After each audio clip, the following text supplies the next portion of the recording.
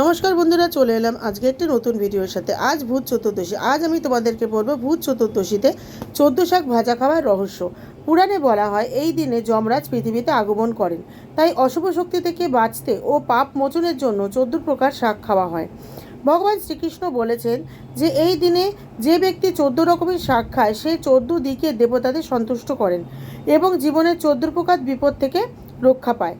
14 শাক মানে 14 ভুবনের প্রতীক, স্বর্গ থেকে পাতাল পর্যন্ত সব ভুবনের শক্তিকে আহ্বান জানানো। তাই এই দিনেই সবাই খায় লাউ, পুঁই, মেথি, গিমা, হিংচে, হেলেঞ্চা, নোটে, ধনিয়া, পালং, কলমি, শিম, গাদা, সর্ষে ও কচু শাক।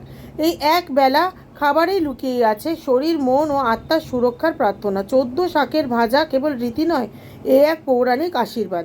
আমার এই ভিডিও ভালো লেগে থাকলে ফলো করে পাশে থাকার অনুরোধ রইল। খুব তাড়াতাড়ি দেখা হচ্ছে আবার একটি নতুন ভিডিওর সাথে।